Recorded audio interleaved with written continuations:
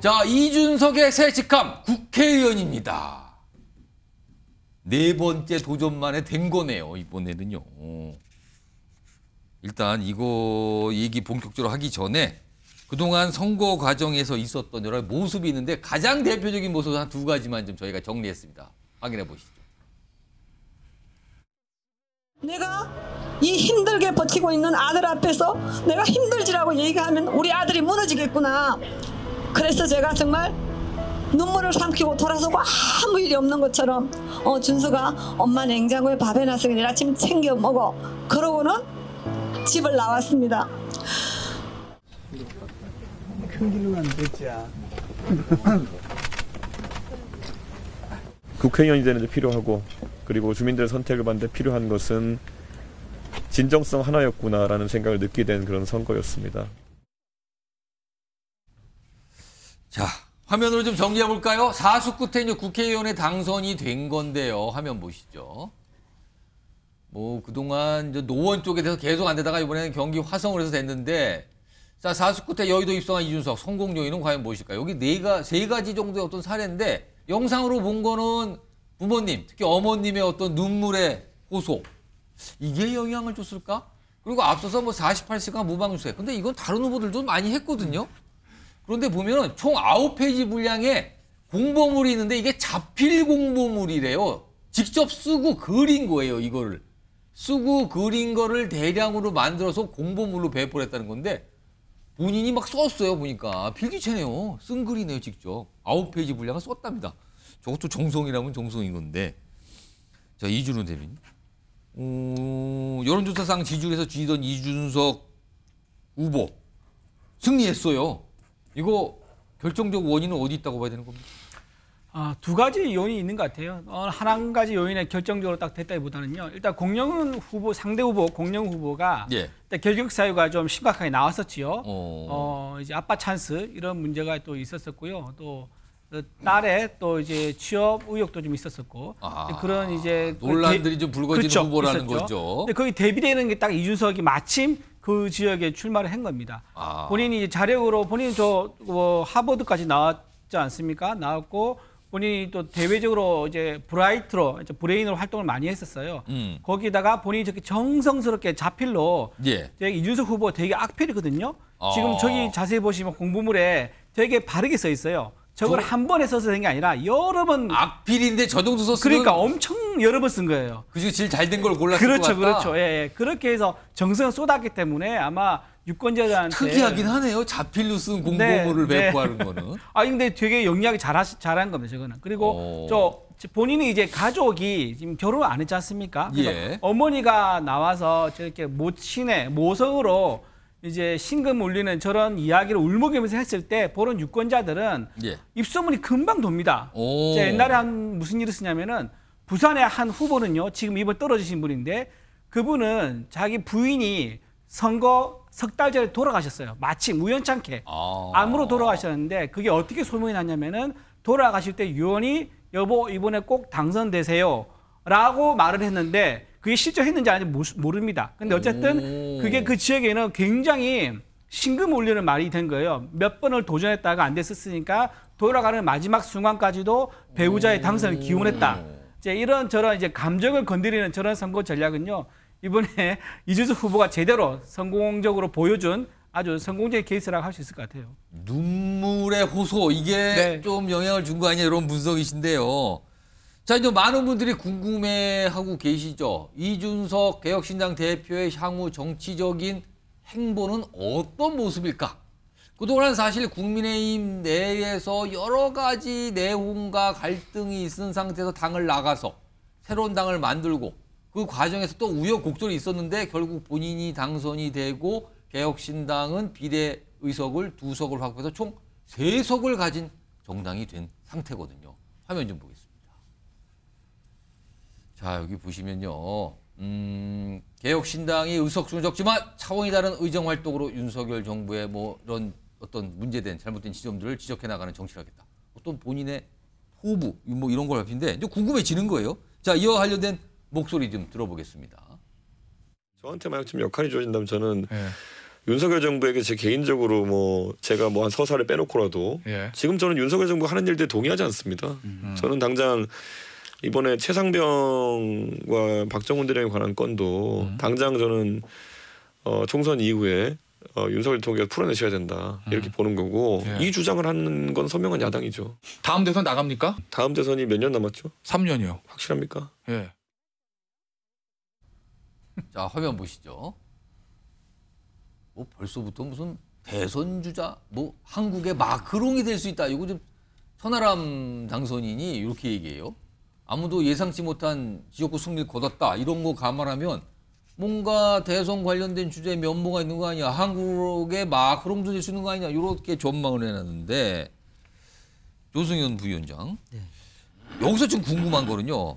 지금 뭐 마크롱이 되는지 이거보다도 향후에 이준석 대표와 개혁신당이 국민의힘과 손을 잡거나 또는 합당 이렇게 갈까? 아니면 계속 독자 노선을 가는 걸까? 이게 궁금한 지점이에요. 이거 어떻게 보십니까? 저는 좀 합당하지 않을 것 같다는 생각이 듭니다. 왜냐하면 아까 말씀드린 것처럼 윤석열 대통령이 누구한테도 무릎 꿇지 않는 그런 강골 검사의 그 기계를 보여줌으로써 예. 국민들한테 각인됐다 말씀드렸잖아요. 예. 근데 이준석 대표 같은 경우에도 그런 윤석열 대통령과 맞짱 뜨는 순간 사실 대선 주자급 정치인으로 성장했다고 저는 평가를 했었습니다. 그런데 이제 문제는 그 계속 오면서 뭐 이낙연 대표와 합당했다가 분당하는 과정을 통해서 그게 좀 보면서 굉장히 상처가 있었다고 평가받고 그것 있죠. 때문에 사실 세석밖에 못한 거죠. 아.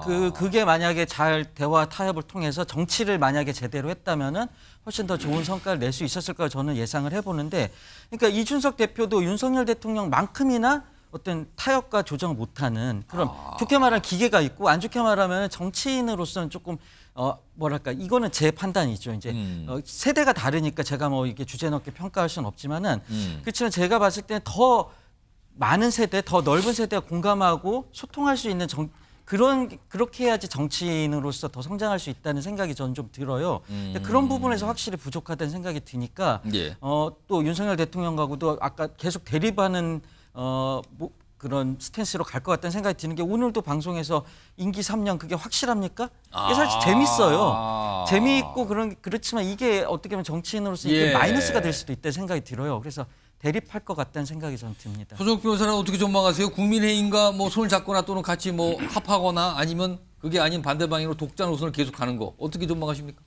지금 이제 그 반윤의 깃발을 보면요. 예. 제가 보기에 제일 앞에 이준석 당이 있는 것 같아요. 아, 그다음에 반윤. 조국 당이 있고 민주당이 그 다음이에요. 그럼 이만하게 가장 반윤. 조국 혁신당보다 더 앞에 있는 거예요 지금? 그렇죠. 본인은 이제 그 오히려 예. 같은 당에서 이제 그 분탕질 치다가 이제 쫓겨나다시피 했잖아요. 이런 게 더 적대적이 됩니다. 예. 원래 그런 거예요. 싸움은 상대 진영보다 자기 진영 내에서 같이 있었던 쪽이 나가서 하면 더 그렇다. 예를 들어 기독교 불교는 안 싸웁니다. 오. 기독교 내에서 이제 종파별로 그걸 이단이라는 게 꼬리가 약간 다르다는 뜻이에요. 그럼 이게 더 싸웁니다. 따라서는 아마 이제 그 국민의 힘하고 예. 뭐 합치거나 이럴 가능성은 이게 전혀 없는 거고요. 전혀 없다. 본인이 곧 나갔는데요. 예. 지금 이게 본인은 그러잖아. 왜 내가 대표까지 한 분이 나와서 출마인지 생각해 보라는데 예. 그 생각해 볼 필요는 뭐 있어요? 본인이 분탕질치다 쫓겨난 거지. 뭐 생각해 볼 게 있습니까? 저는 저 이준석 뭐 대권 운운하는데 예. 저분이 뭐 자례가 이번에 됐습니까? 공영훈 후보가 압도적으로 앞서다가 예. 그다음에 내부 정보로 부동산 투기 의혹이 생기면서 지지율이 곤두박질 치면서 어부지리한 게 하나. 두 번째 국민의힘에서도 거물급을 냈으면 됐을까요? 아, 신인이 나갔군요. 진짜 신인이 한정민 후보 나갔는데 정치 초년생이잖아요. 그러다 보니까 이게 국민의힘의 지지율조차도 온전하게 못 받은 거예요. 그러다 보니까 이제 된 거 아닙니까? 좀 더 겸손해야지. 저렇게 뭐 대권 운운할 때가 아닙니다. 또 서정욱 변호사는 뭐 제가 예상대로 쏟아내셨어요 지금요. 뭔 소리입니까? 지금 어딜 합당 얘기를 지금 할 수가 있습니까? 약간 이런 분위기셨는데. 자, 일단 이준석 계 얘기 좀 해보죠. 이준석 계 하면은 정치권에서 나오는 표현이 있죠. 천아용인. 4명의 정치인을 말하는 건데요. 청년 정치인들. 자, 그런데 화면 좀 보겠습니다. 그 4명 중에 2명이 이번에 당선이 됐습니다. 천아용인 중에 천하람 당선인. 지금 개혁신당 비례대표 2번이었죠. 당선됐습니다. 2석이 됐는데 그중에 2번으로 된 거죠.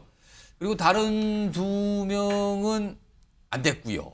그리고 김용태 당선인 여기는 국민의힘에 잔류를 했죠. 그리고 경기도 포천 가평 지역에 출마해서 당선이 됐습니다. 그러면 천용이 당선이 된 겁니다. 목소리 들어보시죠. 그래서 저희 개혁신당의 모두는 정말 한국의 마크롱이 될 수 있는 대선 주자 우리 이준석 대표를 필두로 앞으로 저희 개혁신당이 수권 정당의 길로 갈 수 있도록 최선을 다하겠습니다. 국민의힘 안에서 저희가 건강한 보수 정당을 만들고 싶다는 의미가 있었고 당내에서 역할하고 당내에서 대통령실의 여당으로서 목소리를 전달하고 바뀌어갈 부분이 있다면 바꿔가야 된다고 말씀을 드리는 것이 그것이 국민을 위한 길 아니었나 이렇게 생각되고요. 계속해서 잘한 결정이라고 생각합니다. 유상희 평론가. 네.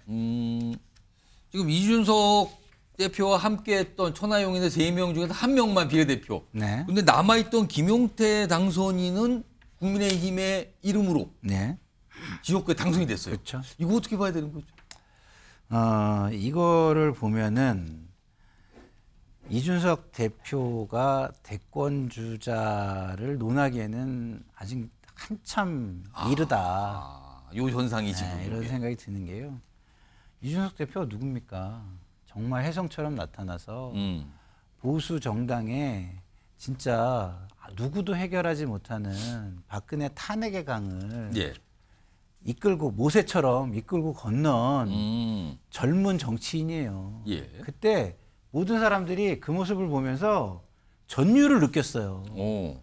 여의도가 상전벽해할 것이다. 쓰나미처럼 기존의 정치가 쓸려갈 것이다. 예. 이런 생각을 했어요. 근데 지금 뭡니까? 천하용인 4명 남았잖아요. 그중에 용은 체인지가 됐잖아요. 교체가 됐잖아요. 예. 근데 제가 보면은 이 천하용인 중에 용자를 쓰시는 분들이 되게 용한 것 같아요. 갑자기요? 네. 왜냐면 한 분은 잔류해가지고 본인으로 보면은 현명한 선택을 했죠. 본인이 무슨 좀 답변을 했어요. 현명한 선택을 한 것 같다고. 그리고 새로운 용은 예. 사실상 제3지대의 통합을 이끌어냈잖아요. 누가 깼습니까? 자, 정치는요, 새를 모으고 동지를 모으는 겁니다. 예. 자기 아무리 똑똑해도 예. 자기 생각을 공유해주는 사람, 함께해주는 사람들이 많아지지 않으면 예. 그 정치는 정치가 아니죠. 자, 요번에 요 천하용인 중에서 두 사람의 그 결과를 놓고 지금 이준석 대표의 리더십 문제를 약간 지적해 주셨어요. 자, 아무튼 이런 현상까지 어제 총선에서 나타나서 좀 정리해 드렸고요.